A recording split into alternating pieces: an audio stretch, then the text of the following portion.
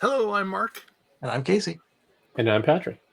And today we're going to talk a little bit about some Tesla hate that's been happening. But first, we're going to roll that credit.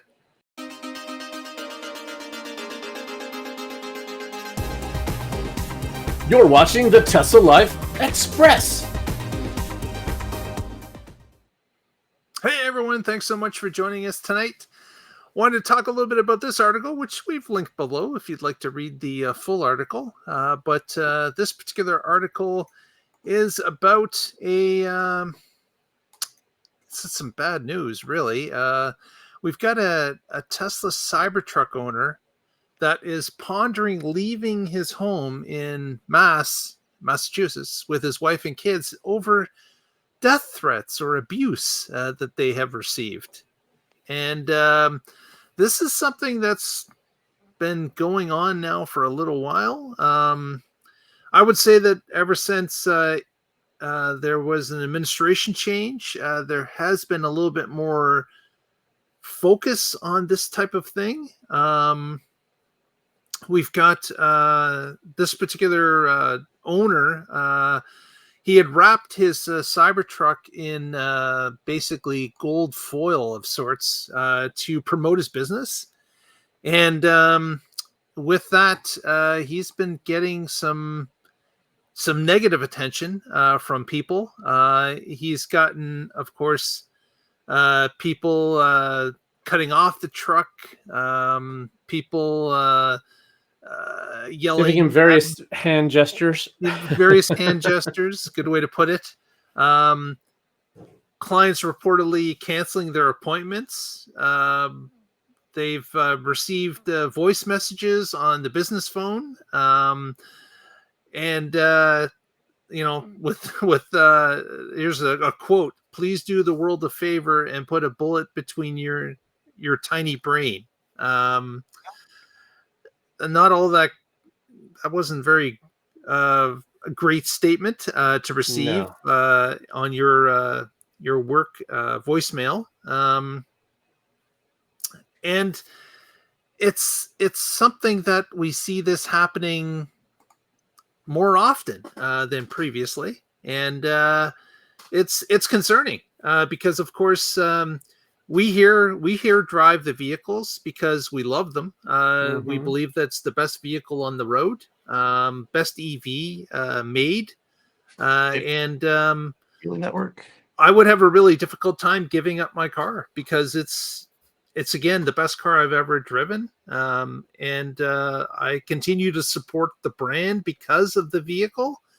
I know that there is some far left and right people that feel differently, but I just wonder why we just can't get along to be able to look past some of the personalities involved here and be able to understand that we're trying to move the world forward as well into a zero emission type scenario, and having a Tesla vehicle that is able to operate in all the conditions that exist in North America, and to be able to have a zero emission vehicle are great things that have been helping the world out now for a long time. I would hate to think that this type of behavior is going to force us backwards in the goal of reducing carbon in the world. But I'm really not sure where this is going. What do you gentlemen think about the latest developments? On that other one, but the doctor, part of what could have been, and before all this went down, part of it could have been just that it was a very new shape for a truck. People don't like triangles, apparently. But then when you added the politics into it all, it got so much worse. I get that folks want to protest and everything, but the person that you're protesting claims to not be driven by money and hasn't been paid in about 10 years. And this is what 1/8 of his time, as far as like professional and other obligations that were like outside of family. So I would suggest being more visible to him where he can see you and see that you're upset or whatever, like go stand outside of the office in DC, but peacefully. The reason I say peacefully, Patrick will let you know in a minute. Aside from that telling the doctor what he should do with himself, there are a lot of great people who work for these companies, between engineers, assembly folks, designers, software, machine learning, everything. And not the AI that's drinking your water. We're talking like these things. Look at how many red light runners have been, um, how many families have been saved from red light runners, or at least where the damage was mitigated by the car having the anywhere from 1 to 8 different eyes looking out at the road and saying, "Oh, that's dangerous for my family," and putting the brakes on. Look at the original mission. There's so many folks still in the company who still believe in the original mission of, making a nice cleaner, greener, safer, cheaper uh, way to transport. You've got the home solar, you've got the grid batteries, you've got the power walls, um, you've got you've got the robotic stuff too that's coming up, and it will be democratizing when it arrives. It's there. It, the ire seems misplaced. Yes, he's a hard person to get along with, and on top of that, he's on the spectrum and doesn't make an effort to try and communicate better. Like, he knows that people don't understand him, but doesn't appear to be making any efforts to be better understood. But to take it on the brand, take it out on the brand is like I said, misguided. But to take it out on the people, like the owners and the folks who work at the company, I don't think that's moral, that's fair, that's right. And not in the same way that he thinks me working at home is immoral, because freaking old fuddy duddy. But I will let Patrick get into what happened today, and then we can continue this discussion, because from that frame of mind, you'll see why I am phrasing everything the way that I am today. On top of, like I said, it being in the wrong place, and the fact that the guy doesn't get any money, not no money, but he's not being paid, and everything else is in stock.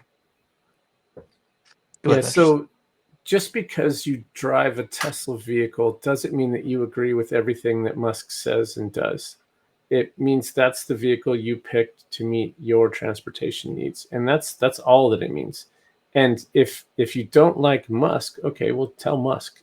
I don't want to hear about it. That's between you and him, right? And I made my decisions for my own reasons, and especially if you're driving around in a gas car and saying, "Oh, Teslas suck," well, okay, you're part of the problem. You're causing pollution. You're the one ruining our future. And now you're saying, "No, I don't like his politics, so I would never drive one." Well, great. You get to make that choice. I made a different choice. That doesn't mean that you get to threaten this doctor's life and tell him he should shoot himself between his brain. Okay, between the eyes or in the brain, but you have stupid grammar too.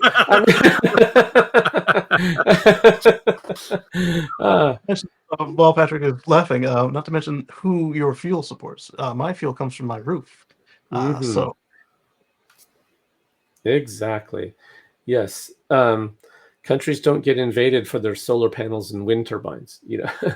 That's oil needs to be made a non-strategic commodity like salt. We used to have wars for salt, and now we don't, because we have refrigeration. And we have wars for oil. Well, soon we won't, because we'll be using electrification. And there's lots of other important uses for oil besides burning it in a combustion engine.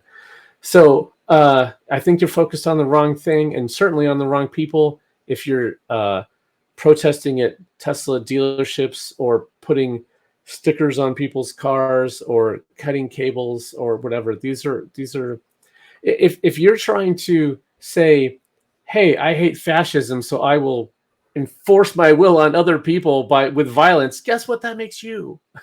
So come on.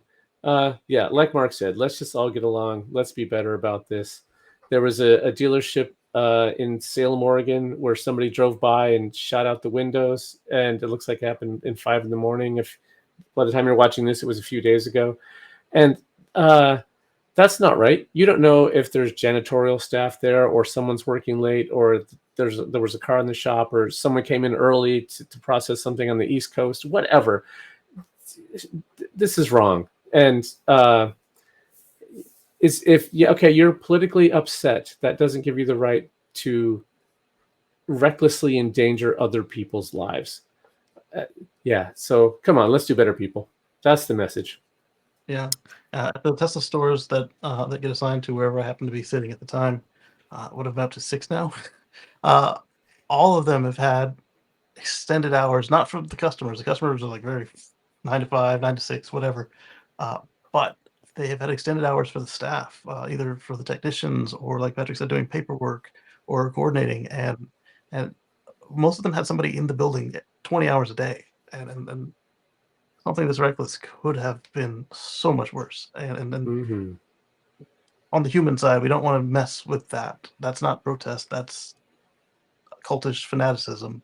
And then with the vandalism, we don't want to do anything to the cars. Yes, it may look like they're at the store, but they all look the same. There's only 5 colors, and in the case of the truck, there's 1. It could already belong to somebody, and then depending on what kind of insurance they have, that's not necessarily something that's available for them to deal with. And now you're making things worse because now they have to make new parts, deliver them. All of this pollution and energy just wasted because you wanted to make a 4-pointed symbol, or just or some paint or whatever. Sticky note, and it's on the glass. That's annoying. It's fine. Okay, it's kind of cute. That's a protest. But paint and scratches and cutting cables and stuff. No, that's vandalism and terrorism. Basically, it's low grade terrorism. But this incident at the store in Salem was high grade terrorism right there. That's you're launching rounds, and that's Yeah, it's something that we have to get better. There has to be cooler heads here. Like, you can protest in a manner that's responsible to other people's safety, and this is not it. So, man, smarten up, whoever you are out there. Like, just think twice about what you're doing. Let's not, as Patrick has mentioned, become the thing that we're protesting about. Let's do this in a manner that is not going to endanger other people because of your actions. It's something that someone was to lose their lives over somebody driving by a location and firing shots through the window. Like, talk about ruining a family, talking about ruining a mother or a father. Their children will never be the same again, and even the perpetrator, they will ruin their lives as well. So it's not just a one-way street here. Everybody loses when this type of action results in that. So, and to be clear, I'm not condoning putting stuff on people's cars. Don't touch other people's cars ever. But no, it's a lot different than a glue stick. So don't do it, for one. But like, I like Mark's point. If there's a game where nobody can win, you can only lose. Do you want to play that? No. Let's play a game. Yeah. Yeah. So I think we'll wrap this here, but I would like to hear from you out there. Have you experienced Tesla hate? Do you know there are instances around you that are making you think about this more often than has been previously? Are there articles that you've read that point to this as well? Let us know in the comments. I'd like to hear from you. I'd like to understand what you believe is happening out there. Let us know. What part of the world are you in? Also, because I know different certain areas are this isn't even a thing at all, and then others it's something to consider. Yeah, exactly. With that, I think we'll go to shout outs. Casey Green, what do you got for us? Catch us in 2 days live on the Tesla Life show right here at 7 p.m. On the Tesla Life YouTube channel. And if you haven't already, give us a thumbs up. Very good. Patrick? As always, I'm with the Oregon Electric Vehicle Association. You can find us at oeva.org, and I blog occasionally at carswithcords.net, where I write about my future free from fossil fuels. Got it in. Thank you very much, Patrick. So thanks everyone for watching. If you haven't already, give us a thumbs up, press that subscribe, help us out. The channel would appreciate it, and the three of us would also. So thanks so much, and we'll catch you next time and find out what's happening in the Tesla life.